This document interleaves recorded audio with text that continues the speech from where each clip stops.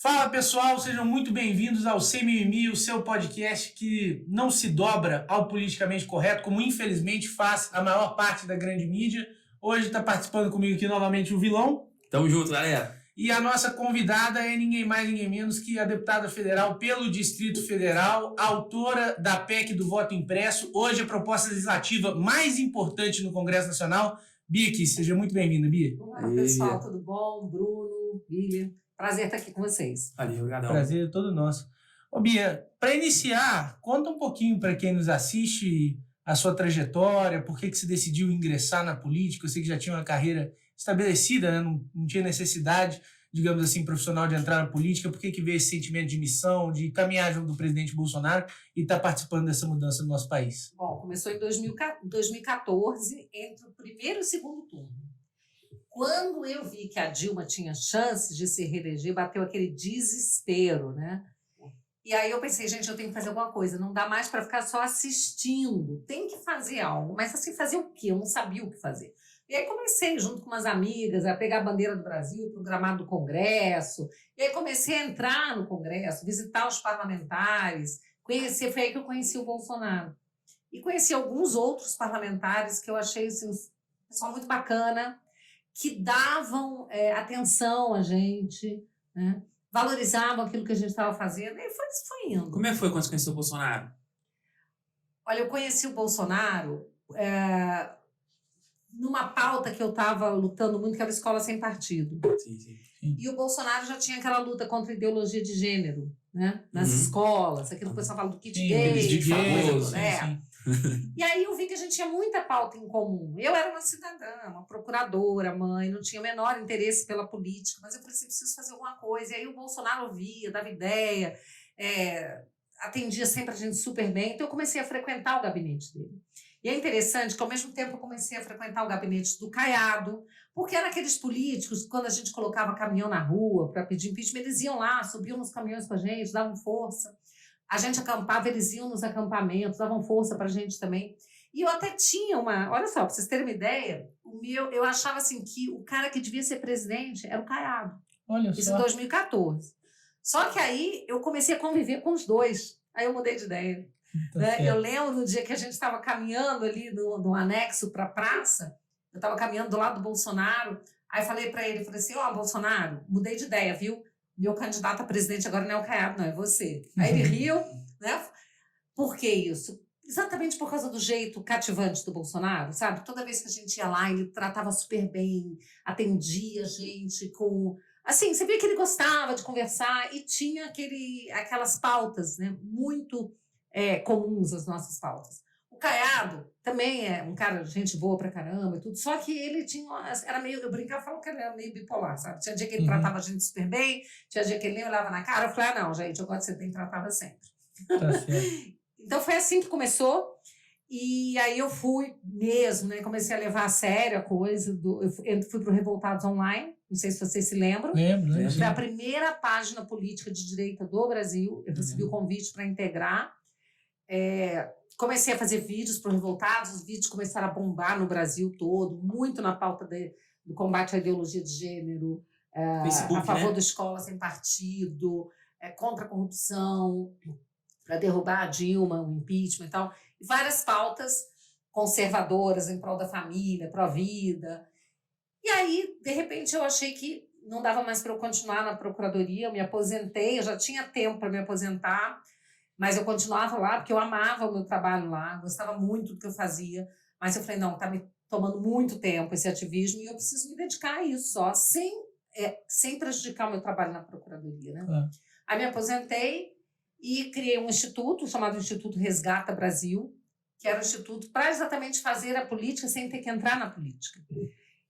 A gente vê essas ONGs de esquerda aí, né, todas influenciando a política, e eu era a minha ilusão, a minha ingenuidade, achando que uma associação civil de direita também teria essa influência, mas não tem, sabe por quê? Porque a gente não tem apoio, né? Você não tem um movimento globalista por trás, então eu vi que estava muito difícil, só eu e a Cláudia, nós duas como advogadas, lutando juntos, estava complicado. Apesar de termos tido muito sucesso em algumas ações, eu comecei a ser cobrada para entrar na política. né? Assim, a gente tem que fazer alguma coisa, vamos entrar para ver se a gente consegue mudar por dentro, né? Aí me candidatei, o Bolsonaro já tinha mais de um ano que ele tinha me chamado, e eu tinha falado Isso foi que quando? Assim, que você decidiu mesmo? Falou assim, vou ser deputado. setembro de 2017. Setembro de 2017. Quando eu não queria, o Bolsonaro já tinha me chamado em 2016, falou, eu preciso de um deputado no DF, mas só tem lugar para um. E eu falei, não, escolhe outra pessoa, não quero e tal, né? Só que em setembro de 2017, muita gente falando comigo, até o meu cunhado, Miguel Najib, da Escola Sem Partido, não, você tem que ir, alguém tem que representar a gente e tal. Aí o que eu fiz? Eu fui lá na Virgínia conversar com o professor Olavo. Né? Bacana. Você foi também, né? Tive lá lá, 2 vezes com o Eu Eduardo. fui lá para ouvir a opinião dele, né? Porque ele sempre falava assim, igual metia o pau na política. Aí eu fui lá, mas eu achava que ele fosse dizer, não entra. Ele falou assim, você tem que ir. Eu falei, mas como assim, professor? Você fala para ninguém entrar na política? Não, Assim, não, você tem que ir, porra. Exatamente. Aí tava a Roxane, tava a Estela Caymmi junto, que é muito amiga deles. Tava o Otávio Facuri, tinha ido comigo também, Bacana. e a Vivian. Aí a gente tava lá e eles todos, não, você tem que ir, tem que tacar fogo lá naquele plenário, o professor falando. Aí eu falei, bom, então tá, né? Então eu vou encarar essa, né? Aí fui, da Virgínia fui a Nova York, que eu ia participar de um seminário junto com o então deputado Jair Bolsonaro, um seminário sobre comunismo. Esse seminário aí foi aquele que teve a bandeira dos Estados Unidos, que ele prestou continência, foi esse? Não, isso aí foi depois que ele já estava eleito. Foi não, ele era Ele era deputado. candidato ainda. Ele era deputado. Olha, tinha bandeira dos Estados Unidos, eu não lembro se ele prestou continência, mas... Não, eu acho que ele prestou uma continência como um gesto de respeito, que é Claro. tradicional no mundo militar, e veio a Folha dizer que era um Isso. gesto de submissão aos Estados assim, Unidos, tinha uma a bobagem bandeira assim. do Brasil, a bandeira dos Estados Unidos, a gente estava lá com um cara que era um dos maiores entendedores sobre o comunismo do mundo. O Alan dos Santos estava lá, eles estavam filmando também. Grande Alan, tem que gravar com o Alan depois, né? E a gente estava lá nesse seminário, participei, foi muito legal. E aí eu falei para o Bolsonaro, falei para o Edu, falei, topei, vou encarar, me candidatar. Até o Eduardo falou, pô, você estava marcando bobeira, não sei o que e tal. Aí resolvi, né? Então, só que eu nunca tinha me filiado a nenhum partido.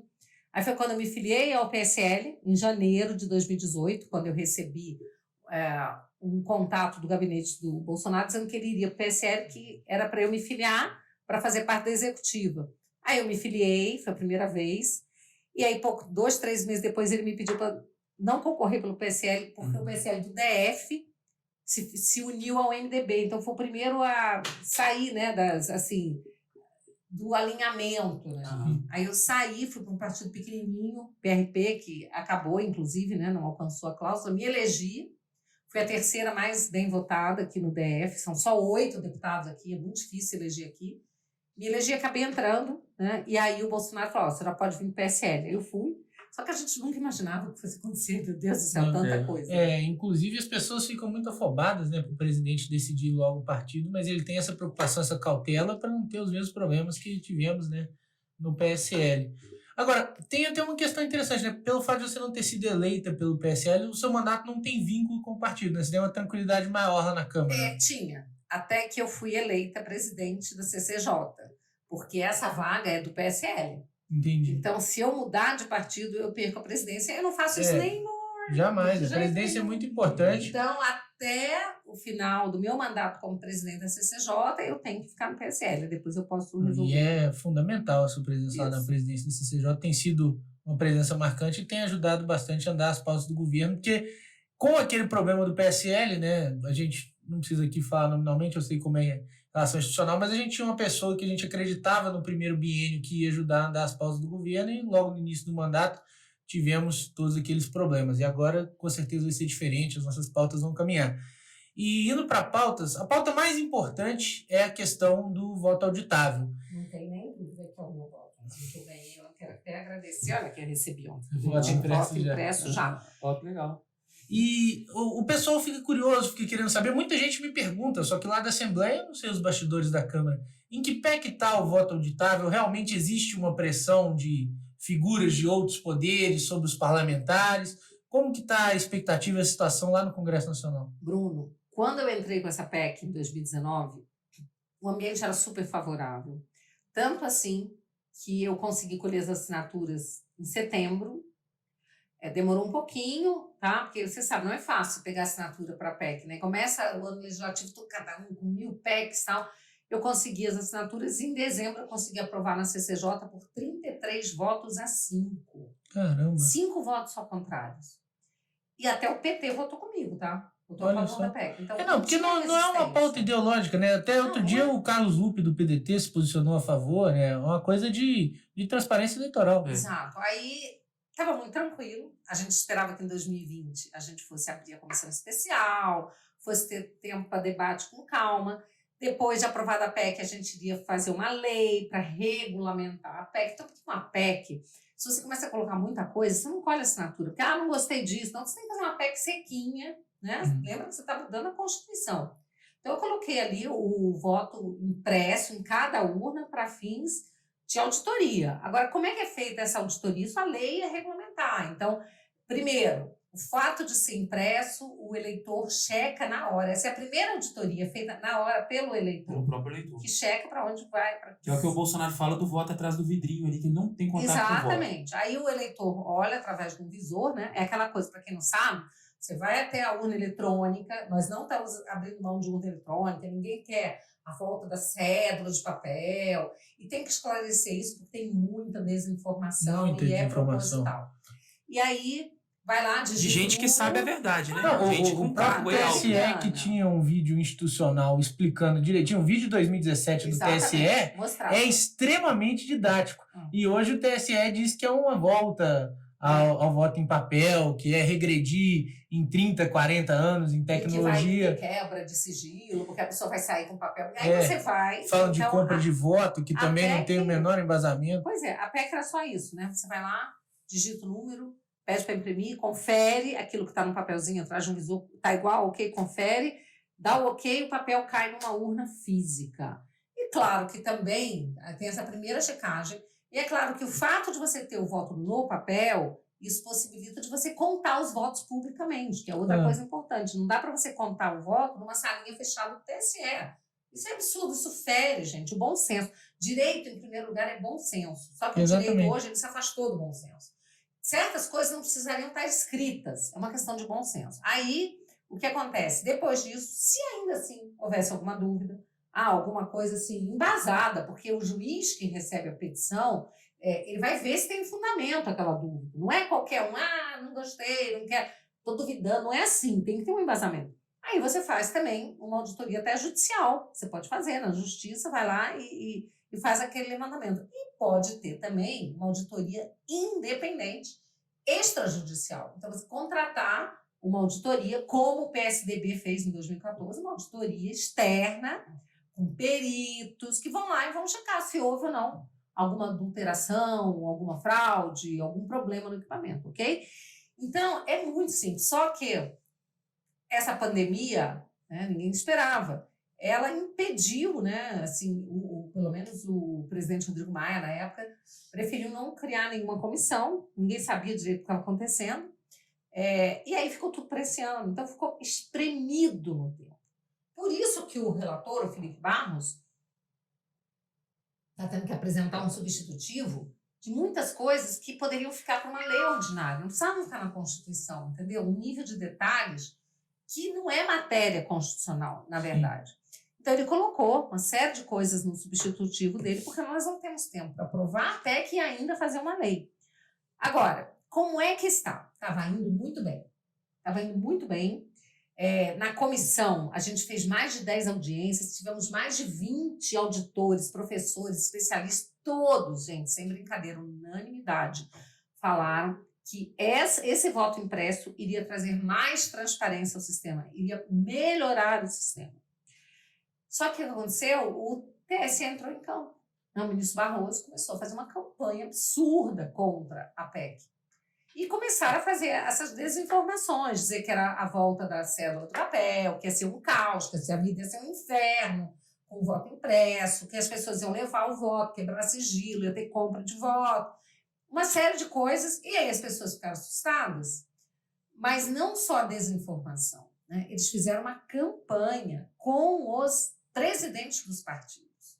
E aí, meu amigo, nós estamos falando de um ministro do TSE e de ministros do Supremo que entraram em campo, que são os mesmos ministros que vão julgar as contas dos partidos, que vão julgar qualquer denúncia contra parlamentar. Então, meu amigo, os caras ficaram com medo, ficaram assustados, e aí resolveram ceder.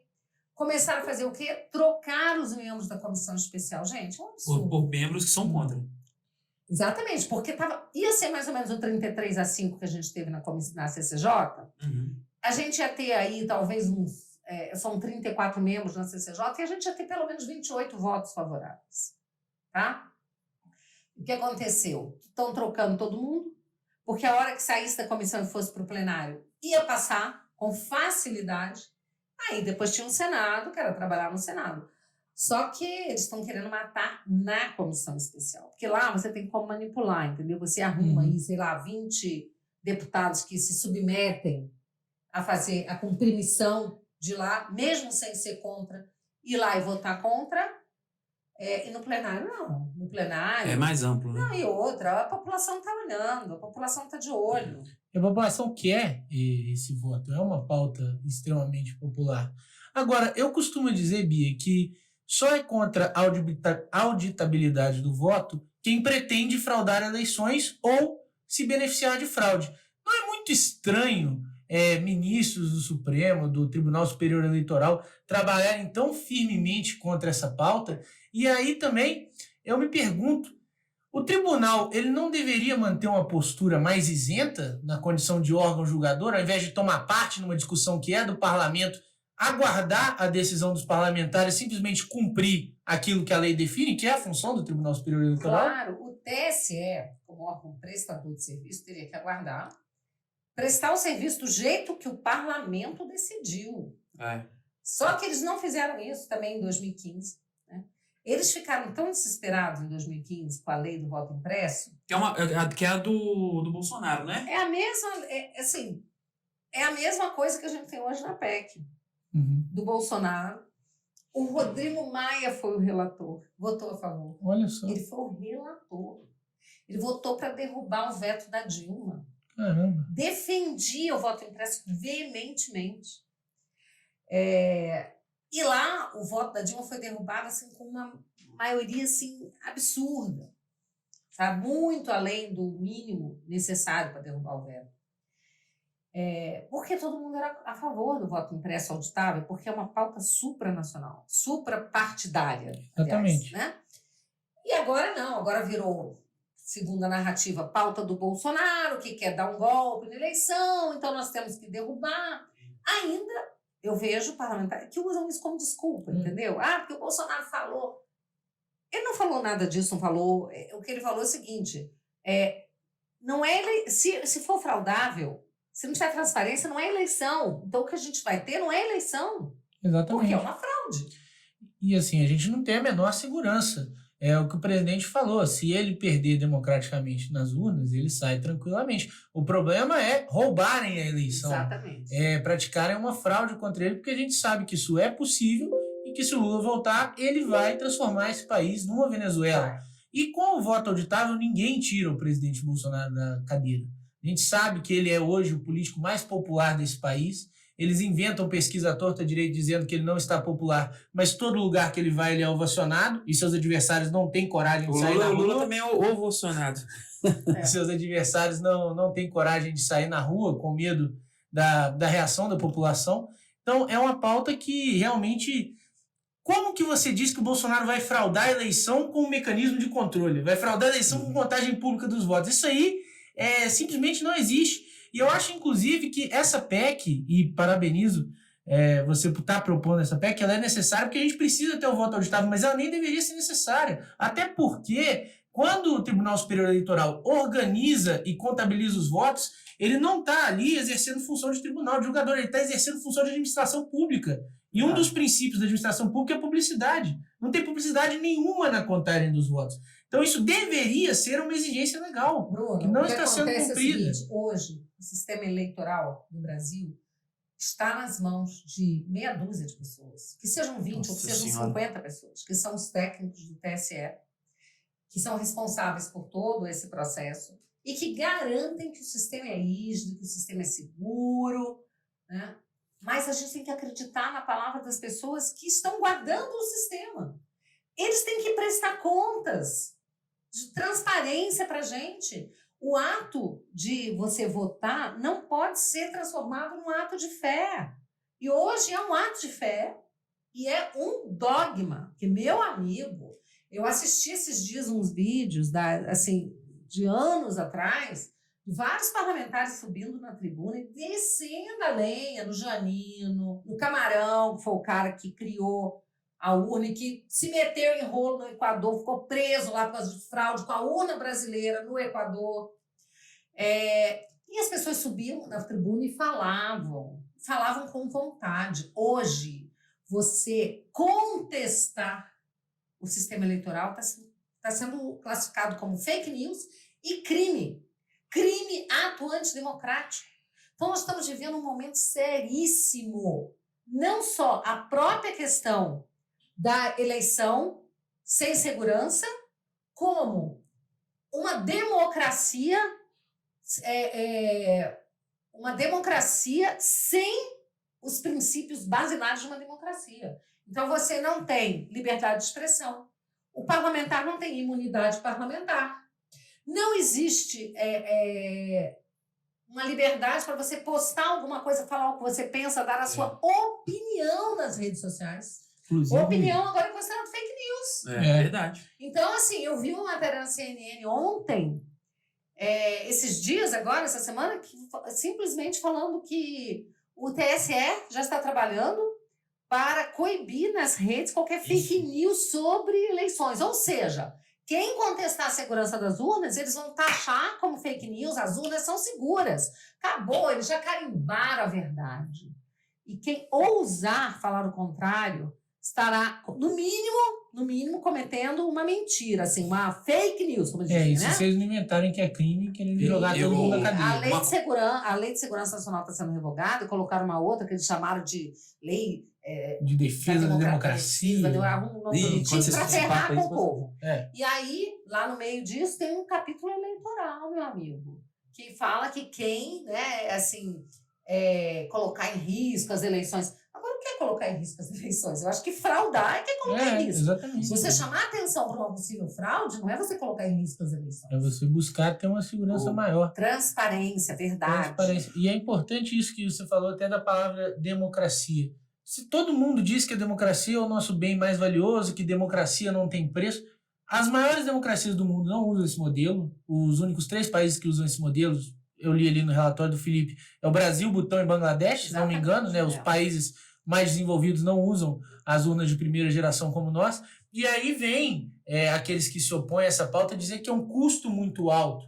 Mas qual o preço da democracia? E esse custo que eles dizem ser muito alto, o TSE estimou. Eu não sou especialista no assunto, não vou questionar, mas me parece até uma estimativa para cima, em algo em torno de 1,5 bi, né? Para implementar. 2 bi em 10 anos. 2 bi em 10 anos, exatamente.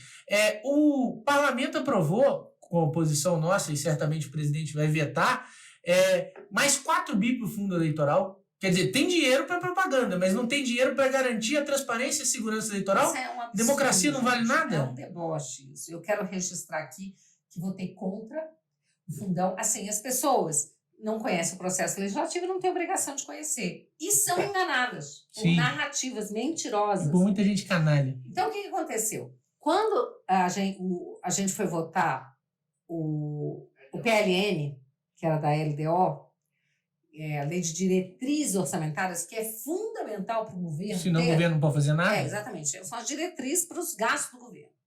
Ali tem gasto para saúde, educação, infraestrutura, tudo. E tinha também, né, o relator da matéria incluiu ali o aumento do fundão. Plantou uma bomba lá. E o pessoal chama de jabuti. Isso estava na CMO, que é a Comissão Mista do Orçamento, formada pela Câmara e o Senado. E lá, nas comissões, os partidos têm os seus representantes, não é todo mundo que faz parte.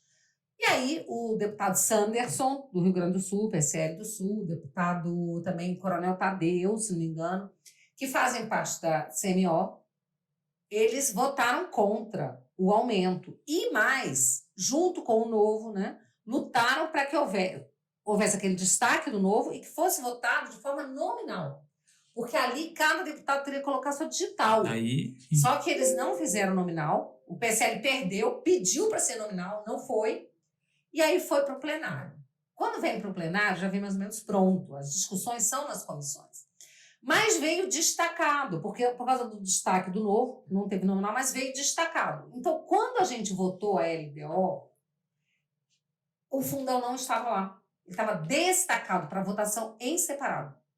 Então, nós votamos a LDO sem o destaque, tá? Aprovamos a LDO, porque precisava aprovar. Precisa aprovar. Nem passou pela cabeça de ninguém que é base do governo votar contra a LDO. Até alguns, 2 ou 3 deputados aí votaram contra para marcar posição, só que talvez não tivessem nem cientes de que estava havendo esse destaque, acharam que poderiam estar votando já o fundão. Bom, então a gente votou a favor da LDO e não votamos o fundão. Aí o que aconteceu? Veio destaque para ser votado, que a gente queria que fosse nominal. Só que foi votado rapidamente, sem direito a nominal, tá? Foi feito de forma simbólica e aprovado. Aí o que eu fiz? Para resguardar minha posição, apesar de que foi o Peternelli, o general Peternelli, que estava como vice-líder, dando a orientação pelo PSL, ele foi ao microfone e falou: o PSL é contra o aumento do fundão, do jeito que está aqui. O PSL orienta contra. Então, todos os deputados do PSL, quando é votação simbólica, votam de acordo com a orientação. Sim. A não ser que você ressalve o seu voto. Vai lá e fala assim: não, eu votei contra o meu partido por tal motivo. Ok. Não, o PSL inteiro votou contra o aumento do fundão. Já estava registrada a posição. Só que eu ainda fiz o seguinte, usei ainda de uma prerrogativa que o regimento interno dá, de registrar meu voto em separado. Normalmente você não faz isso quando você vota de acordo com o seu partido, você faz quando você vota contra. Mas como estava um buchicho enorme, eu ainda registrei, eu e vários outros deputados, o Vitor Hugo, o Carlos Jordi, o Felipe, vários deputados registramos que nós votamos contra o fundão, o aumento do fundão. E é muito simples. Porque, olha só, gente, os deputados do PSL, nós somos contra o fundão há muito tempo, não é de Sim. hoje. Até porque, gente, a gente não vai ficar no PSL. Não vai usufruir. A gente, nem olha, se quais quisesse. os partidos que vão se beneficiar mais desse fundão? É o PT, primeiramente, eu vi lá. o PT, Não, o e aí PSL, outros partidos grandes. Nós não sabemos nem em que partido nós vamos estar. E outra, quando houve o racha do PSL, por que houve esse racha? Exatamente porque o presidente Bolsonaro sempre é contra usar o fundão. Nós também éramos contra o fundão. Começou um movimento lá contrário ao fundão e foi um dos motivos que teve o racha. Então, nós ficamos do lado do presidente e um grupo ficou do lado da estrutura partidária, que é o pessoal que ficou com o Bivar. Eles quiseram ficar com tempo de televisão, com dinheiro para as eleições municipais. Né? O nosso pessoal, até que concorreu ou que apoiou algum candidato, ficou sem nada de dinheiro. Sim, não, eu Esse foi disputei seu caso, a né? prefeitura lá em Belo Horizonte sem um centavo de dinheiro público. A gente conseguiu ali, com apoio de alguns amigos, algumas lideranças empresariais, levantamos ali 500 e poucos mil, acho que foi 550 mil que a gente conseguiu gastar, contra a campanha de 3, 4, 7 milhões. Exato. A minha campanha aqui no DF foi a mais barata. Cada voto que eu recebi, cada voto saiu por R$3. Teve deputado aqui que cada voto custou R$50. Então, enquanto eu gastei 300 e poucos mil, com vaquinha e tal, eu recebi do fundo da mulher, porque eles são obrigados a dar uma parte para a mulher, eu recebi 90 mil. Que eu compartilhei com o pessoal que era deputado distrital, candidato a distrital, eram 14 candidatos que estavam comigo. E eu banquei os santinhos. O que a gente tinha? Santinho. Sim. Né, que eu fazia junto com eles. De repente, um carro de som, uma passeata que a gente fez aí para o Bolsonaro, porque nós estávamos fazendo a campanha do presidente. Sim. A minha campanha era a campanha do presidente, porque ele não tinha partido aqui. O PSL tinha rachado com ele já. Então, eu, que estava num partido minúsculo, que fiz a campanha do presidente. A nossa campanha lá em Minas também foi assim, sem muito dinheiro. O nosso adesivo, à época, tinha o nome do Bolsonaro enorme, E aí embaixo, pequenininho, tinha meu nome, meu número, o nome do Júnior, o número dele e tal. Mas o principal destaque era o Bolsonaro. Tinha muita gente que pegava o nosso adesivo sem nem saber quem a gente era. Não, eu quero esse adesivo do Bolsonaro aí. Exato. A gente tinha que explicar, ó, embaixo tem os deputados, tem problema? Não, tem não, cola aí. E o seu voto para a prefeitura de BH também foi mais barato, não foi? Quando ela falou assim? Foi, não, o meu voto para deputado foi muito barato, foi uma coisa ali de centavos, que eu gastei R$14 mil em 2018. E o da prefeitura também foi mais barato, foi R$1 e pouquinho cada voto. Saiu até uma matéria no tempo, Foi mais acho que barato de falando todos, isso. né? Foi mais barato de todos. Eu não fui o que menos gastou, porque tem uns partidos ali que são muito menores, mas como eu fui o segundo mais votado, mesmo o Calil tendo tido bem mais voto do que eu, como ele gastou muito mais do que eu, ele gastou acho que cerca de 14 vezes do que eu gastei, o meu voto tinha TV, tinha tudo, né? Não, tinha TV, tinha tudo, tinha máquina pública. Agora eu quero dizer o seguinte, muitas pessoas não sabem como surgiu essa história de financiamento público de campanha. Né? Porque assim, lá atrás mesmo, na época da Grécia, para você se candidatar, você tinha que ser muito rico, muito influente, porque ninguém tinha dinheiro para participar de campanha. Então, a ideia do financiamento público, ela tem uma ideia que é para democratizar o processo, para permitir que pessoas sem recursos, mas com ideias, com vontade de participar da política, possam concorrer. Ok, eu até concordo, mas tem que ser um valor razoável, um valor que não viole, sabe, o nosso senso também assim de justiça, de zelo com orçamento. E então, igual para todo mundo, né? Que igual, não é o que aconteceu. E mais, tem que ser, só que o que acontece? Os partidos começaram a centralizar e escolher, né, para quem que dá o recurso também, e muita gente boa ficava de fora sem nenhum centavo. Mas eu acho, só para concluir aqui, que eu acho que além desse financiamento público, que deve ser um valor bem menor, razoável, tem que ter o financiamento privado de campanha. Permitir que você vá atrás de pessoas que acreditem em você, em pessoas e empresas, e que queiram sim que você os represente. Então, assim, o Supremo acabou com o financiamento privado, virou essa zorra de financiamento público de campanha, essa fortuna que só favorece partidos fortes, como o PT, por exemplo. Não, e eu lembro bem que o fundão, ele nasceu como a justificativa que não poderia mais ter o financiamento de empresas, então era preciso uma nova ferramenta para financiar as eleições. E o discurso até do pessoal da esquerda é que isso ia beneficiar os mais pobres, ia democratizar, porque ia ser um financiamento público para todo mundo, não ia ser quem é amigo de empresário. E, na verdade, o que a gente vê é exatamente o que você colocou. Você fica com esse dinheiro na mão de caciques partidários, é uma ferramenta de reeleição, dificulta a entrada de novas figuras na política, então não tem nenhum propósito de democratização ou de oportunidade, nada do tipo. É uma forma de você centralizar e aglutinar o poder em lideranças partidárias. Você está fortalecendo presidentes, lideranças de partidos, e não democratizando o acesso à arena política, como eles diziam no discurso na época que veio essa proposta de fundo eleitoral. Eles montam a chapa, né, para eles ganharem e ainda pegam o dinheiro ainda, tipo assim, eu quero esses caras aqui que ganham, injeta dinheiro nesses caras e deixa os outros trabalhar, né, sofrendo ali. Exatamente. Então eu acho assim, vale a pena ter os dois tipos de financiamento, o público e o privado, um público que seja modesto, para que os candidatos tenham um mínimo de dinheiro que torne possível você participar do pleito, e privado, porque aí também aquelas pessoas que têm ideias, que são apoiadas pela sociedade, vão receber esse retorno da sociedade. Eu, por exemplo, como eu falei, eu tive 90 mil público, mas minha campanha custou 306 mil reais. O restante veio de amigos, pessoas que acreditavam em mim e que quiseram investir. É isso que tem que ter. É isso mesmo. Para além da questão do voto auditável, Bia, que é hoje a pauta mais importante, mas não é a única pauta do governo, a gente observou uma mudança importante lá na Câmara desde que saiu o presidente Rodrigo Maia, entrou o presidente Arthur Lira, está dando um andamento melhor às pautas do presidente Bolsonaro. O presidente tem buscado uma composição maior com o parlamento, está até tomando pancada por causa disso, mas sem isso não se governa no nosso país.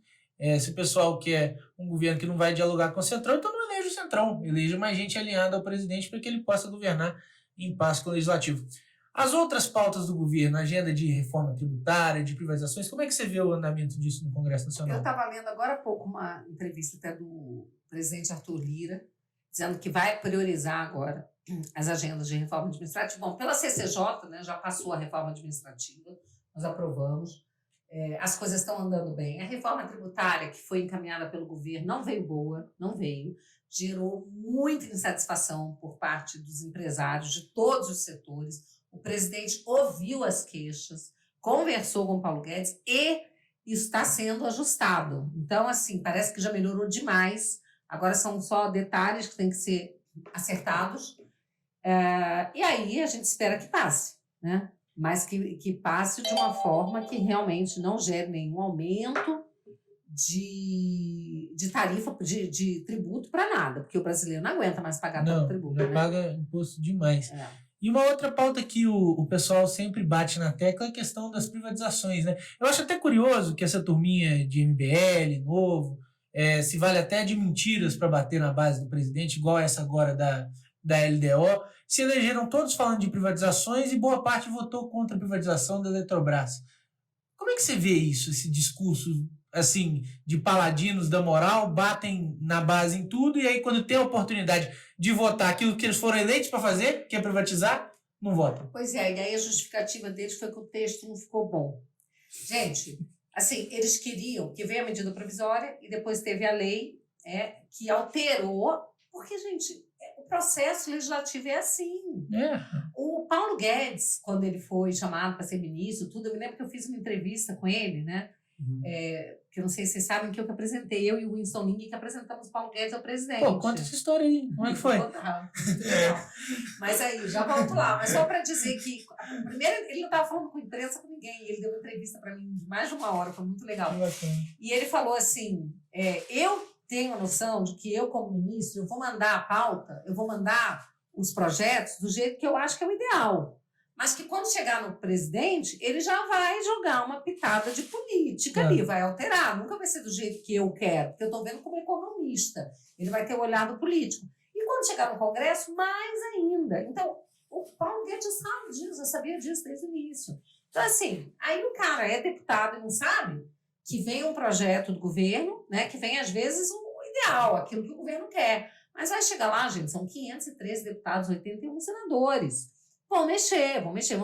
E a gente tem que procurar fazer o melhor possível. Então, no caso da Eletrobras, ficou muito, assim, mudou em relação, por exemplo, tinha uma questão lá de uma ferrovia que o ministro Tarcísio queria, né, autorização para poder continuar, porque está em terras que...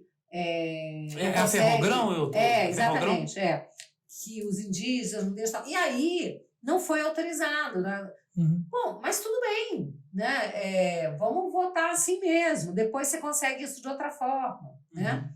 Então... Aproveita que o trem tá passando.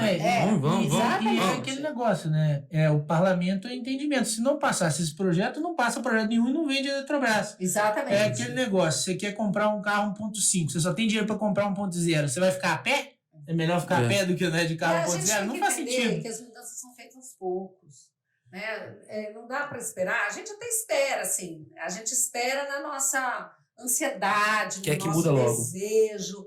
De o Bolsonaro vai chegar mudando tudo. Tal. Mas não é assim. Né? Eu aprendi que o tempo da política não é o tempo da minha ansiedade. Infelizmente não é. Não é, infelizmente, mas a realidade é assim. Né? Uma coisa interessante, Bia, é o seguinte, às vezes a gente conversa muito com a base, né, Bruno? A gente tem um trabalho de base muito forte lá em Minas Gerais. A gente vê que o pessoal quer aquela mudança rápida, quer que resolve o problema logo. Mas quando a gente está num sistema democrático, tudo é mais lento. Assim como se tivesse um governo contrário às nossas ideias, a gente teria como barrar também. Então a gente tem que entender que o outro lado está barrando a nossa agenda. Exatamente. Eu conversei com o professor Olavo na época e falei assim, professor, eu como ativista ainda, né? Eu me sinto uma pedra no sapato da esquerda. Ele falou, é isso aí, minha filha. Isso é muito bom. Você é uma pedra no projeto da esquerda. Você consegue, com as suas ações, ir retardando, né, o andamento de projetos que poderiam vir muito rápido. Isso é com a nossa luta dos escolas em partido, contra a ideologia de gênero, uma série de coisas. Só que depois que o governo Bolsonaro, né, assumiu, né, que depois que o Bolsonaro sentou ali na cadeira do Planalto, eles é que mudaram o jogo. Tipo assim, eles que vinham trabalhando de forma mais discreta, mais tranquila, eles mostraram a cara e as garras. Sim. Estão vindo com muito mais força para cima da gente. E a gente tem que resistir. A verdade é essa. A gente tem que resistir, tem que se organizar melhor. Se há uma coisa que eu aprendi também é que não adianta a gente reclamar do jogo do inimigo. O inimigo está jogando o jogo dele. Nós é que temos que jogar melhor do que eles. Exatamente. Então eu procuro, eu não sou uma pessoa de, é que é bom que o programa é sem mimimi. Eu não sou uma pessoa de ficar reclamando de nada. Pode falar o que quiser aqui. Entendeu? Eu não sou de reclamar, eu sou de ficar buscando soluções. E claro, as soluções são aquelas que são possíveis. Então agora, por exemplo, a gente tem a questão aí do Centrão, do Ciro. Quem melhor resumiu isso para mim, bem no comecinho, na época da aproximação, tem um gatinho por aí? Não, Tem acho que é um pavão. Aqui é cheio de pavão. Pavão? É cheio de pavão. Mas, assim, quem melhor resumiu para mim foi o Paulo Eduardo Martins, que vocês devem conhecer, deputado pelo Sim, Paraná. sim. Inclusive, Paulão, esperando você aqui no CMMI pra gente trocar uma ideia, né, ou não? Deputado, grande cara. Ele falou o seguinte lá atrás, falou, o Bolsonaro, o presidente está jogando o xadrez com as peças do tabuleiro. Né? Então, assim, a gente tem que mudar as peças. E é nas eleições que a gente muda as peças do tabuleiro. Com certeza. Né? E também as indicações que ele tem pro Supremo, né? A gente vai alinhando mais a questão do judiciário também aos nossos pensamentos. Com certeza. É até uma coisa que o presidente sempre fala, a eleição de 2022 é também uma eleição para o Supremo. Sim. Mas vai ter agora a dois. sua segunda indicação, Depois vai ter mais dois. que é o André, e se reeleito, e vai ser reeleito, se a gente tiver transparência eleitoral, sem sombra de dúvidas, ele vai ter mais 2. Não é uma maioria no universo de 11, mas já são 4. Faz muita diferença. Então Dá faz um uma peso, diferença dá um enorme. Hoje a peso. gente tem um indicado pelo presidente. Se o Senado imagina, confirmar o André, vai ter 2. Bolsonaro, presidente, 8 anos de presidente, sai e ainda faz um outro conservador. Aí a gente Nossa. consegue mudar a Aí- realidade do Supremo. Seria importantíssimo. Uma coisa, voltando atrás, aqui você falou do começo, que você tinha a página do Facebook, do Renova, acompanhava. Voltados online. Revoltados Online? Não é Renova, não, Revoltados Online. Você tinha a página do Facebook do Revoltados Online. Uma coisa que me assusta muito hoje em dia é o seguinte: Bolsonaro, presidente, falou sobre a liberdade das pessoas usarem os medicamentos e tal, de procurar um médico e tal. Falou, não vou falar o nome do medicamento, que vai estar no YouTube, o YouTube pode derrubar porque eu falei o nome, né? Então não vou falar o nome do medicamento. Provavelmente o YouTube vai derrubar porque nós estamos produzindo fake news sobre a justiça eleitoral. Isso! Fake news. É nisso que eu quero entrar. Hoje em dia, se você posta alguma coisa sobre questão da pandemia, no Instagram, por exemplo, você vê lá, tem lá um aviso, né? Aviso, isso aqui pode conter fake news e tal. Todo mundo deve ter passado por isso aí. Meu grande medo é eles começarem a fazer isso com a questão do voto auditável. Não, já estão fazendo. Já estão fazendo? Estou falando que essa matéria que eu vi na CNN esses dias é que o TSE, o ministro Barroso, dizendo que está montando uma equipe para monitorar as redes e quem falar mal ele não fala mal, quem fizer fake news É fake news. sobre a segurança das urnas, ou seja, quem ousar dizer que as urnas não são seguras... Na verdade, não é nem dizer que as urnas não são seguras, é dizer que nós não temos como aferir Exato. a segurança nas urnas. Então, assim, a gente quer uma garantia. Porque hoje é uma coisa meio assim, la garantia sou eu. Não, Eu falei e é eu isso dei uma aí, quem discordar tá errado. Eu dei uma entrevista em que eu falei o que eu sempre falo. Nós não temos como provar a fraude nas urnas. Quando eu falo nós, eu estou falando do eleitor simples, a pessoa comum. Porque, assim, até um auditor pode ser que ele consiga, mas aquela auditoria contratada pelo PSDB em 2014 Não conseguiu. concluiu que as urnas não são auditáveis. Por isso você não consegue provar a fraude. Aí, o que saiu? A deputada Bia Kicis contradiz Bolsonaro, diz que não é possível provar a fraude. Por quê? Porque o presidente disse que ele vai mostrar a fraude nas urnas. Sim. Né? Prova documental, prova testemunhal. O que ele vai mostrar são indícios muito fortes de Estatísticos. Indícios. indícios fortes de fraude, tá? Que juridicamente não é entendido como prova, mas são indícios. Por quê? Porque o nosso sistema não permite que você prove. Eu trouxe outro dia, eu fiz uma audiência virtual aí com um auditor, que ele foi até candidato em Guarulhos em 2002. Ele disse que ele, como auditor, ele demorou 2 anos para conseguir provar a fraude, documentalmente, a fraude que houve em 2002 em Guarulhos. E ele entrou com ações. Sabe o que aconteceu? Ele entrava com ação, o juiz mandava para o outro, dizia que não era competente, ou então dizia assim, mas a eleição de 2002 já acabou. Entendeu? Aí agora ele está trabalhando na eleição de 2018. Ele já está bem adiantado para mostrar que matematicamente não é possível o que aconteceu. Só que ele vai demorar anos para conseguir documentar e na hora que ele entra na justiça. Então, assim, por que não dá para provar? Porque os indícios que são levados à justiça, a justiça despreza. Os que são levados à polícia, a polícia não dá andamento. Não sei por quê. Não sou eu que tenho que dar conta disso. Claro. Eu estou fazendo uma denúncia aqui, tá? Que eu conheço várias pessoas que levaram denúncias para a polícia e os inquéritos não foram adiante. Entendi. Ô, Bia, e muita gente me procura, assim, querendo ajudar, falando, o que eu posso fazer para ajudar a adiantar a pauta do voto auditável? Eu sempre falo, olha, procura o parlamentar da sua região, que você votou, deixe bem claro que a sua vontade é pelo voto auditável, que você não vai votar nas próximas eleições em quem votar contra essa matéria. Participe das manifestações. Você que está lá dentro, o que o povo pode fazer para ajudar nessa pauta e qual a importância que você acha das manifestações que tenham ocorrido a favor dessa pauta? Agora, domingo, dia 1º, vai ter no Brasil inteiro manifestação nacional pelo voto auditável. Qual a importância disso? Como que isso chega para os parlamentares no Congresso? Eu acho que essa manifestação tem que ser gigante. O povo tem que deixar registrado até para a história o que o povo quer. Se a gente vai conseguir, eu não tenho certeza. Eu tenho uma esperança de que a gente consiga, dependendo dessa manifestação do dia 1º. Porque eu converso com os parlamentares, eles são favoráveis. Eles estão votando contra por pressão. Agora, qual é a pressão que vai ser mais forte? É a pressão dos presidentes de partido, que falam para eles, não, a gente não quer, porque sofrem pressão dos ministros, do TSE, da Justiça Eleitoral, ou a pressão do povo, que é quem vota também. Então, eu acho que é o seguinte, vamos com tudo, minha gente, vamos com tudo. Dia 1º precisa ser gigante, gigante. Tem que ser igual aquelas manifestações pró-impeachment da Dilma. É pauta única. Esqueçam todo o resto. Porque nós vamos votar no dia 5 de agosto o relatório do deputado Felipe, que está, inclusive, fazendo rearranjos. Como ele falou, não está perfeita a redação, porque a gente tem que colher mesmo ideias, né, contribuições, e ele está trabalhando loucamente nisso. O Felipe é um grande cara, um grande relator. Aliás, a equipe, o Paulo Eduardo Martins, que é o presidente da comissão.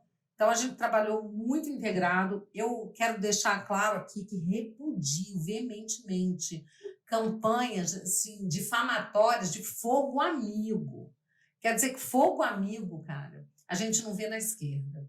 A esquerda se une e se protege. A direita, que está aqui se organizando, sofre de fogo amigo. Tem gente que, ao invés de lutar para pressionar os parlamentares, fica falando mal do Felipe, falando mal do relatório dele, falando um monte de inconsistência, um monte de besteira.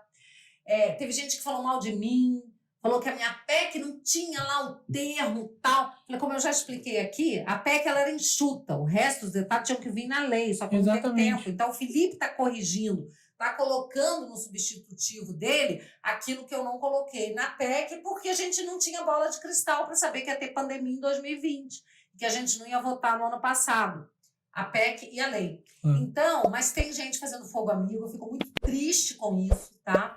E eu espero que dê tempo de corrigir isso, que vocês vão para a rua e pressionem os parlamentares para que votem a favor da PEC. O resto, gente, os detalhes, a gente ajeita. Exatamente. Não, inclusive, Bia, isso aí é importante pontuar, é até uma coisa que o professor Olavo fala, a esquerda ela não concorda em tudo, eles não estão 100% alinhados, eles entram ali numa sala para discutir, fecha a porta e eles quebram o pau. Sai todo mundo um sorrindo pro outro, ninguém solta a mão de ninguém e se viram. Não tem esse ambiente de um atacar o outro, porque eles sabem que isso só os desgasta. Então eles passam uma imagem de união para fora, sendo que internamente tem tantos conflitos como nós. Se não tiver, até mais. Mas já tem essa organização, essa expertise, que isso só gera desgaste. E como você falou muito bem, deixou um recado para quem nos está acompanhando. As manifestações de domingo, dia 1º, que vão ocorrer no Brasil inteiro, não é pela Bia, não é pelo Felipe, não é nem pelo próprio Bolsonaro, apesar de que acaba sendo em apoio ao Bolsonaro também. É pela nossa liberdade, pelo nosso direito de escolher quem nos representa. É para garantir a nossa democracia. Então me desculpe. Eu não gostei de uma vírgula que a Bia colocou. Problema, tem que ir para a rua. Mas tem isso. Tem que ir para a rua. Se você preza isso aqui pela sua liberdade, pela democracia e pelo seu direito de escolher seus representantes, você tem, se tiver condições, é claro, também não dá para cobrar, às vezes uma pessoa está doente, está debilitada, mas se você tiver condições, tem que estar na rua domingo, dia 1º, em defesa da auditabilidade do voto. É porque é uma coisa tão nonsense. Por exemplo, quando eu fiz a PEC, a gente chamou de PEC do voto impresso, porque a gente não imaginava, na época, que iriam criar essa narrativa de que era retorno a do volta voto em papel. Não, porque nós estamos falando de urna eletrônica. Aí o pessoal falou, Bia, não fala mais em voto impresso, fala em voto auditável. Esse é o termo correto. 1000 especialistas, política, falam em voto. Ok, então eu vou falar em voto auditável, mas eu vou falar em voto impresso auditável. Para as pessoas entenderem. Por quê? Porque auditável, o cara lá no interiorzão da parte não sabe o que é auditável. Não. Mas tem mais um detalhe. E o TSE mente que o voto atual é auditável. Mesmo com a auditoria de 2014 do PSDB ter dito que é impossível auditar, mesmo hackers tendo mostrado que você consegue burlar o dito sistema de auditoria, que é super frágil, eles dizem, não precisa de voto auditável, já é auditável. Isso é fake news. E tem mais um detalhe. Surgiram uns engenheiros aí do ITA, surgiu um pessoal dizendo que eles têm como auditar sem o voto impresso. Um software que vai auditar o software. Aí eu falei, peraí, a minha questão é trazer o eleitor para a checagem do voto. É o eleitor enxergar. Agora, a gente já não acredita, porque a gente não pode ter fé no software. Aí você quer um outro software que vai dizer, ou seja, eu não acredito no software do TSE, mas vou acreditar no software do auditor. Gente, o que eu quero é o eleitor vendo, é por isso que tem que ser impresso. Aí eu falei, bom, beleza, ainda bem que eu continuei falando, voto impresso auditável. Aí surgiu, tem que ser contagem pública dos votos. Óbvio que tem que ser contagem pública do voto, óbvio. É para isso que a gente quer o voto impresso, para o eleitor ver e para poder contar. E o Felipe colocou na sessão eleitoral, desde o início eu falava que a mesa receptora lá dos votos se transforma em mesa apuradora. Essa sempre foi uma ideia que a gente poria na lei. Aí o PDT não concordou. O PDT quer o quê? Que você tenha um percentual que vai ser auditado, vai ser contado na Justiça Eleitoral Local, não no TSE. Então, por exemplo, acabou a eleição. Mas com a presença de representantes dos partidos. Sim, exatamente. Acabou a eleição. Vamos fazer o seguinte, pega as urnas, leva para a Justiça Eleitoral, na frente do juiz, sorteia aí 10%, 5% das urnas, agora conta. Se não tiver problema nenhum, isso é uma amostragem, que os matemáticos e estatísticos dizem que é uma boa amostragem, 5%, que isso já dá segurança. Ah, deu problema, surgiram discrepâncias. Vale o que está impresso e faz mais 5%, já que deu discrepância. Vai fazer. Vai tirando a diferença na amostragem. Vai fazendo até 100%, se for o caso. E é importante porque aí você pega a diferença da amostragem para o resultado geral e as urnas, elas emitem ali um resultado, tanto que você consegue consultar no TSE votos por sessão, por zona. Se o número de votos em uma sessão de uma zona está diferente do número de votos em papel, você fica materializado ali a fraude. Exatamente. Então, o que as pessoas têm que entender é que a gente tem que buscar o que é viável, mas sem se afastar do que é elementar, que é fundamental, que é a impressão do voto para que todo o processo seja auditável, todo ele, né? E que a contagem pública seja feita. Ah, nós queremos 100%, também quero, o Felipe também quer. Mas se a gente não conseguir o voto do PDT, que é a favor, ou porque 100% eles acham que vai inviabilizar, tá, faz 30%, faz 10%, mas faz. Se pegou algum erro, o aumento faz mais. O importante, gente, é que o processo seja auditável, do início ao fim. Exatamente. E aí os caras, não, tá vendo? Quem é que vai auditar? Que absurdo! Estão querendo jogar no colo do TSE. Ninguém quer jogar no colo do TSE. Não tem ninguém que confie menos do que o TSE, porque é a autora da PEC, gente, pelo amor de Deus. Exatamente. Então, o que a gente quer, assim, vai ter uma auditoria independente, uma auditoria no judiciário. Tem 1000 formas, só que a gente não vai ter tempo de colocar isso em lei. Então, o Felipe está tendo que colocar no substitutivo, né? E eu quero dizer o seguinte, né? O governo estava satisfeito com essa proposta. Mas o fogo amigo está demais. É um absurdo. Então, assim, vão pressionar, gente, os parlamentares que são contra. Os que são a favor, não, pelo amor de Deus. Tá? E eu vou dizer para vocês o seguinte, o ótimo é inimigo do bom. Exatamente. Sabe? Verdade. A gente vai ficar sem nada por causa de uma coisa estúpida. Eu quero dizer o seguinte, eu desde o início falei com o Felipe, com o Paulo Eduardo, falei para todo mundo que quisesse ouvir. eu considero que é fundamental a impressora em 100% das urnas. Sim. Porque se você não puder contar 100%, porque não Senão eles vão levar. fraudar, que não tem Mas impressora. você faz uma amostragem, essa amostragem, a parte tem que ser igual ao todo. Então, eu jamais aceitaria uma proposta que seria assim, põe impressora em 5%, não. Porque daí essa amostragem não corresponde. Você faz a contagem dos votos em 5% e se der problema, você faz mais. Pode. Mas assim, eu não posso falar para uma pessoa assim, olha, eu quero que você prove esse queijo maravilhoso aqui. Mas como eu não tenho esse queijo maravilhoso para todo mundo, esse queijo suíço, a gente vai botar queijo suíço aqui para 5 pessoas e as outras 95 vão comer queijo Minas. Não desprezando o queijo Minas é bom. É melhor que o suíço. Aí não. Logo com a gente, Bia. Tanto lugar pra você fazer. Foi pra provocar. Aí você vai dizer, esses aqui comeram queijo suíço, você fala, esse queijo é ótimo. Aí os outros, é igual o que tá lá, não é igual. O Minas é melhor. É isso aí. Então, melhor queijo do mundo. O que interessa é que a amostragem, ela tem que ser feita numa parte que tem que ser igual ao resto, senão não é amostragem, certo? Não, e é aquele negócio, você põe impressora em 5% dos votos. E aqui, a gente não está partindo do princípio de que o TSE vai fraudar, mas a gente quer que, mesmo que ele queira, a gente não está dizendo que quer, que ele não tenha condições de fazê-lo. Você tem pessoas ali dentro do tribunal que querem fraudar, que sabem quais urnas vão ter impressora.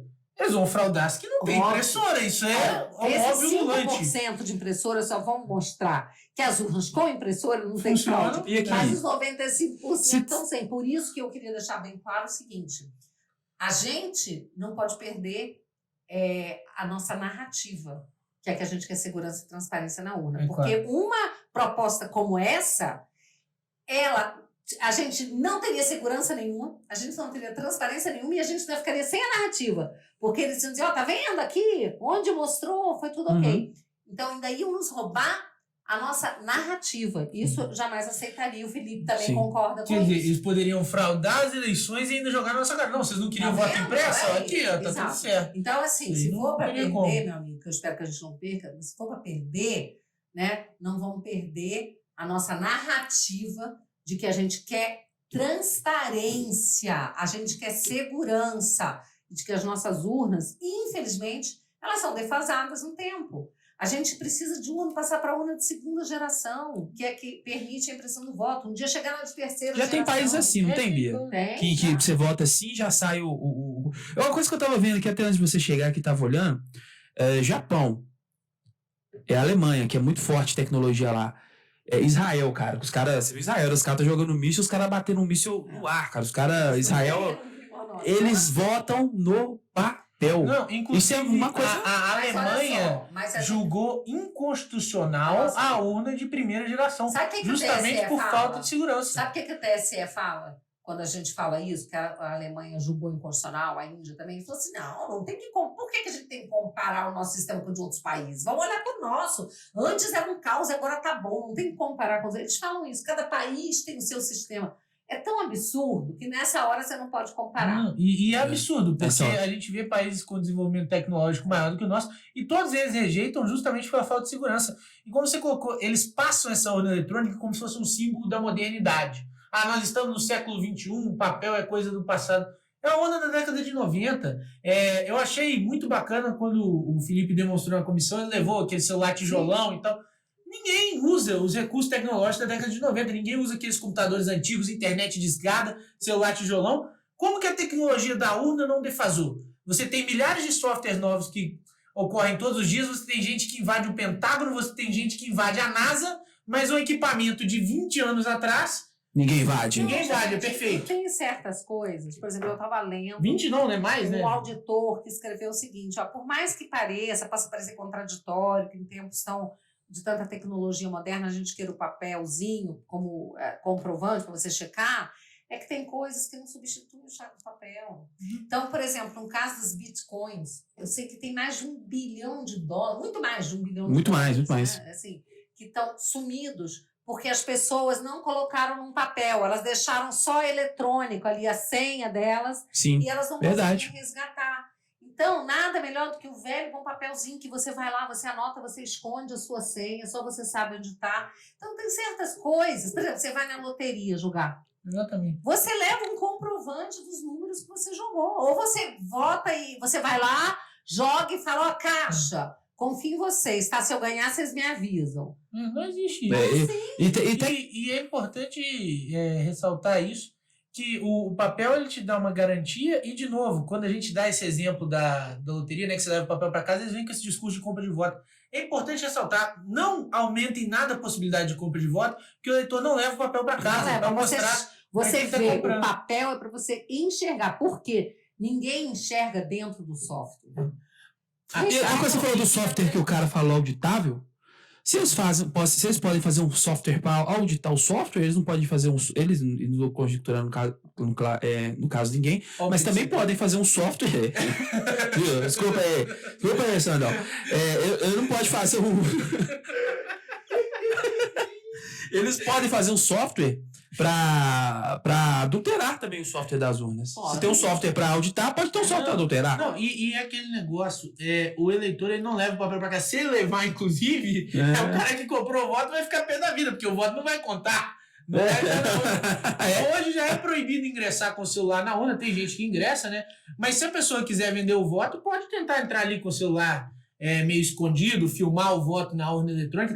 Não muda em nada a possibilidade de venda de voto, porque você não leva esse resíduo físico. O resíduo físico ele tem, inclusive, que ficar na urna para ter auditoria. Se você levasse, não adiantava nada. Exatamente. Você tem que ficar lá para contar, porque o objetivo é contar o voto publicamente, 1 a 1. Esse é o objetivo. Né? Mas, assim, eu acho interessante que as pessoas não pensam no porquê, no fundamento das coisas. O voto, ele é secreto. Tá. Por quê? Para proteger o eleitor. Exatamente. Porque ele não vai votar sob coerção, mas né? isso não pode ser usado contra o direito do eleitor de ter uma votação transparente. Exatamente. Então eles porque o cara pode fotografar. Não, amigo, se ele quiser fotografar, hoje tem caneta, que você vai lá, você fotografa na própria tela. Assim, hoje é muito difícil o celular que tira foto e não filma. O celular que o cara vai levar escondido para tirar foto, ele põe para filmar, ele aperta o número. O número do fulano é 171. 171 Puta merda. confirma. Exatamente. E ele mostra o vídeo, votei no C. Então o cara que consegue tirar foto para mostrar o voto, ele consegue filmar da mesma maneira. Óbvio. Não muda. Teve muito vídeo de urna aí na última eleição. Os caras. Eu vi um que inclusive, uma coisa que aconteceu também. Eu vi um de um esquerdista, né? Com certeza um petista aí. Ele colava o número, o 7 da urna com Super Bonder. Ele colou o 7. Aí ninguém mais ele conseguia votar no 17, no caso que era o número do Bolsonaro na época, né? Aí, e filmou isso. Se ele filmou ele colando no número, não vai filmar ele votando e apertando confirma? Né? Então, assim, é algo que de forma nenhuma aumenta a possibilidade de fraude, é uma transparência. E aquele negócio que você falou muito bem, o voto secreto, ele é um direito do cidadão, ele não é um direito da justiça eleitoral. Eu tenho o direito que o Vili, a Bia, quem está nos assistindo, não sabe em quem eu votei.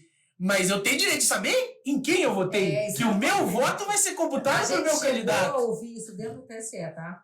Um dos técnicos lá falou assim, mas o eleitor não consegue ver. Eu falei assim, não, mas assim, o voto ele é secreto até para o eleitor. Até o eleitor não consegue ver o próprio voto. É uma coisa que a gente não entende por que eles defendem uma coisa dessa. Por isso que é uma coisa que se torna cada vez mais suspeita. Porque você fala assim, não tem condição. Agora guerra, né? Virou uma guerra horrorosa. A gente vê pessoas que antes eram favoráveis ao voto impresso, auditável, agora serem contra, simplesmente porque o Bolsonaro quer. Aí eu quero chamar a atenção que quando eu lancei a campanha, uma campanha nacional que em 3 semanas alcançou 500 mil pessoas inscritas, foi fantástico. Fiz várias lives, convidei pessoas da esquerda que vieram fazer live. O Requião não veio na minha live, mas ele gravou com um cara com quem eu gravei também, um vídeo falando o seguinte, essas pessoas, esses militantes da esquerda que estão indo contra só porque o Bolsonaro é a favor, gente, então se o Bolsonaro disser que ele usa cueca, a gente não vai mais usar cueca. Tem muito cara da esquerda apoiando o voto auditável? Tinha muito. Tinha muito. Antes assim, a esquerda sempre apoiou. É uma pauta do PDT, uma pauta do Brizola. É uma pauta de qualquer um que tenha compromisso com a transparência. Como é que tá a opinião do Ciro Gomes nisso aí? Se for PDT. Ele é favorável. Agora, eu não sei Eu não sei se o PDT também está Porque eu vi o Carlos Lupe, que é o presidente nacional, manifestando favorável, mas eu não vi o Ciro falando nada. O Ciro Gomes já falou várias vezes a favor também. Eu já vi vídeos dele. O Amoedo, como é que tá? Eu tô falando dos presidenciais. O Amoeba trocou. Ele o Amoeba mudou? Mudou. Ele era a favor, novo se posicionou a favor, agora ele é contra. Gente, nós tá aí nas redes, tá cheio de manifestação do PT, do Amoedo de Montes. E o calcinha apertada? Bom, o PSDB era a favor. Tanto que pediu a auditoria. E o Aécio estava na comissão para votar a favor. Tiraram o Aécio para colocar o Rodrigo Maia. Não, inclusive. Sério? Mas infelizmente a gente vê muito que era a favor, era o relator da lei na época. E agora é ferrenho contra. E assim, fala mal de quem quer o voto. E eu me impressiono com a cara de pau dessas pessoas pelo seguinte: uma coisa é o cara ser coagido ou seguir uma orientação, ele ir lá e mudar o voto dele calado. Agora, um cara que a vida inteira discursou a favor de uma pauta, muda de opinião assim da noite pro dia, sem embasamento nenhum, e com a cara mais lavada do mundo, vem fazer discurso e dizer que não presta e que é contra. Mas a gente sabe, infelizmente, tem muita gente que, se o Bolsonaro acabar com a dengue, vão dizer que ele é mosquitofóbico, que ele está prejudicando a Aedes aegypti. Se ele encontrar a fonte da juventude, vão falar que ele está querendo deixar os desempregados. O pessoal era bom contra a Covid, teve cara que ficou dentro do apartamento 3 meses, mano. Isso aí realmente é complicado, é vergonhoso.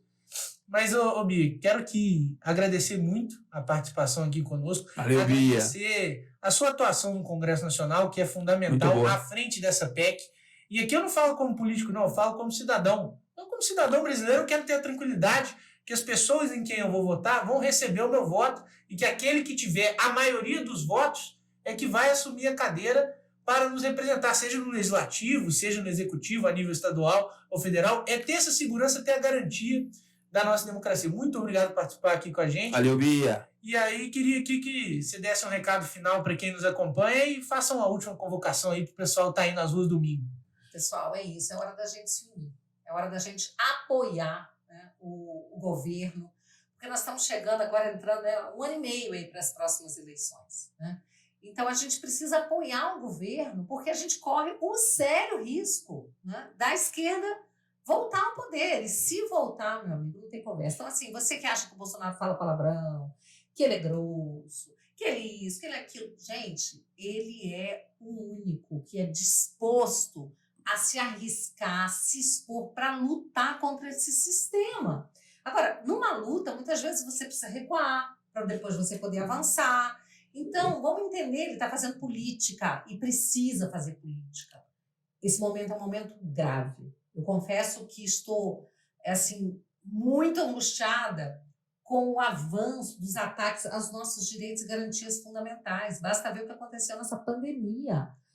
Prendendo mulher que estava andando na praça, algemando mulher. Então, assim, o Supremo diz que não pode algemar bandido. Não, prenderam a esposa e a filha do Luiz Miranda saindo do mar. Do Luiz Lima. Luiz Lima, confundi. Luiz Miranda é um 71. Desculpa, Luiz Lima. Andei mal, foi pior que a Jumira. Eu tô com estelionatário na cabeça.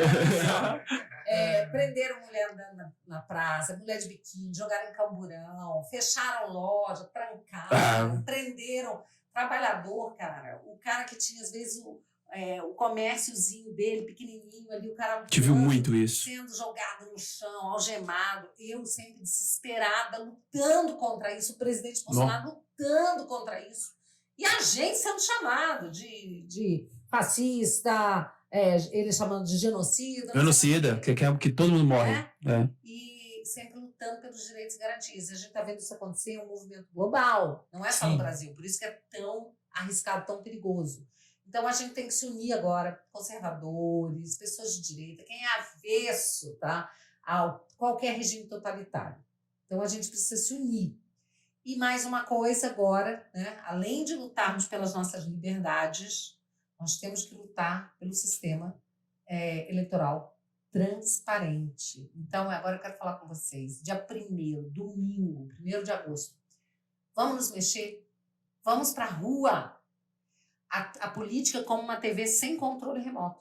Se você não se levantar, vai assistir o que não quer. Exatamente. E o que não quer está bem ali do lado. Olha para a Argentina, olha para a Venezuela, olha para Cuba. Lá está o que a gente não quer. Então, vamos lutar? Vamos nos unir?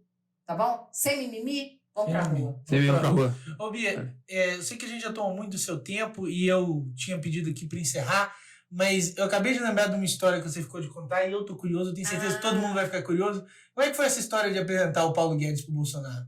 Bom, essa história foi o seguinte, já tinha um tempo que, assim, eu tinha, para mim, a visão de que o Bolsonaro, ele tinha aí uns 30% de apoio dos conservadores, daquelas pessoas assumidamente conservadoras. Mas que isso não seria suficiente para ele se eleger presidente. Ele precisava de mais da metade da população, dos eleitores. E aí eu pensava, ele só vai emplacar como presidente se ele tiver o apoio dos liberais. Ele precisa dos empresários, ele precisa do mercado, ele precisa dos liberais que não estão com ele.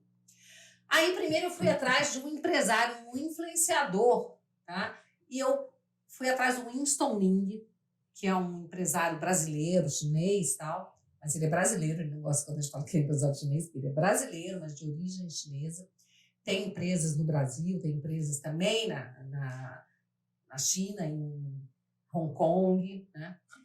E fui atrás dele e apresentei o Winston para o Bolsonaro. O Bolsonaro gostou dele, ele começou a dar uns livrinhos de Mises para o Bolsonaro, começamos a ter umas conversas mais liberais. O Bolsonaro super aberto. Bom, aí um dia, quando eu estava em Nova York com o Bolsonaro, exatamente naquele dia, o Winston me ligou. Ele falou, Bia, você viu que o Gustavo Franco foi pro Novo? Vai ser o ministro? Aí eu falei, não vi. Ele, pô, foi e tal, porque eu estava fora do Brasil. Aí ele falou assim, a gente tem que apresentar alguém para o Bolsonaro. Era uma coisa que a gente sempre falava, né? Eu falei, pois é, mas quem que a gente vai apresentar? Tem que ser melhor que o Gustavo Franco, né? Aí ele falou assim, olha só, eu vi que o Paulo Guedes escreveu um texto elogiando o Bolsonaro no Globo. Vamos apresentar o Paulo Guedes? Pergunta se o Bolsonaro topa. O Bolsonaro estava do meu lado na rua. Eu virei e falei assim, Bolsonaro, o Winston tá ligando da China, quer saber se você topa conhecer o Paulo Guedes. Aí ele falou assim, Bia, se você arrumar tudo pra mim, eu topo. Mas você que arruma tudo. Bacana. Aí eu falei, pô, beleza, tal. Aí eu voltei pro Brasil, fui ver uma data que fosse possível pro Bolsonaro, pro Paulo Guedes, pro Winston vir da China, né? E fui também. Então a gente se encontrou no dia 13 de novembro de 2017, 13 de novembro de 2017, a gente se encontrou no Rio, na Barra, no hotel, tivemos essa reunião, aí só estávamos nós, o Bolsonaro, o Edu, o Flávio, o Bibiano estava lá, foi o dia que eu conheci o Bibiano, estava o Winston Ling, eu e o Paulo Guedes. E aí a reunião durou de 7 da manhã até meio-dia, foi sensacional. O Guedes é um cara pra conversar. Só para ele falar o currículo dele, que eu não Aí depois o Bolsonaro gostou dele, daí eles marcaram um novo encontro, só os dois, e eu fiquei monitorando isso. Eu tinha um grupo de WhatsApp que era com isso, com o Paulo Guedes. E aí, já te ligou? Não ligou, não sei o que tal. Aí um dia eu peguei e liguei para o Bolsonaro. Pô, Bolsonaro, e aí? Você vai querer conversar com o Paulo Guedes? Não vai? Porque ele falou que você não ligou. Ele falou, eu não tenho o telefone dele, eu quero sim. Eu falei, pô, pera aí, então eu não tenho o telefone dele, não será por isso, né? Aí ele deu o telefone, aí eles se falaram, e aí o Paulo Guedes me falou, o encontro foi ótimo. E eu fiquei esperando o Bolsonaro anunciar, porque eu não podia falar nada, né? Era uma coisa super sigilosa. Aí um dia eu tô assistindo uma entrevista do Bolsonaro com... Páginas amarelas, eu vi também. E aí o Bolsonaro, o Augusto Nunes fala, e aí, Bolsonaro, a pessoa fala que você não tem nada de economia, como é que vai ser? Ele falou assim, eu tô aí conversando, tô namorando aí, tô conversando com o Paulo Guedes. Aí o Augusto Nunes fez uma cara de nossa, você tá me dando esse furo aqui? Tô conversando com o Paulo Guedes. Aí foi muito engraçado, né? Porque eu falei, caramba, deu certo, né? Comecei a gritar, Bolsonaro tá eleito. Bolsonaro tá eleito. Aí, no dia seguinte, eu falei com o Paulo Guedes, ele falou, Bia, os jornalistas não pararam de me ligar depois da entrevista do Bolsonaro, achando que o Bolsonaro estava mentindo, querendo saber se era verdade que ele estava conversando comigo. Eu falei que era verdade, obviamente, tal, né? Aí eu falei com o Winston, a bolsa disparou, o dólar caiu. Eu falei, tá eleito. Agora o Bolsonaro é presidente. Nesse dia, o Bolsonaro anunciou que ele estava conversando com o Paulo Guedes, aí eu vi que deu certo, né? Eu falei, agora ele tá eleito. Eu também pensei a mesma coisa. Foi da hora demais. Muito bom e não só eleitoralmente falando, o trabalho que o Paulo Guedes faz à frente da economia é uma coisa fantástica. O Brasil é um dos países que menos perdeu na pandemia, graças a ele, e vai ser um dos que vai retomar o crescimento mais rápido e de forma mais robusta devido ao trabalho que ele e toda a sua competente equipe econômica tem feito no nosso país. Muito bom. Muito bom. Mas, Bia, mais uma vez, muito obrigado por participar com a gente. Valeu. Pessoal, esse aí foi mais um Sem Mimimi. Por favor, dê o seu like, compartilha esse vídeo, se inscreve no canal, ativa o sininho, isso ajuda demais. E domingo, dia 1º de agosto, todo mundo na rua em defesa da nossa democracia, do voto impresso auditado. Contamos com vocês. Valeu, galera.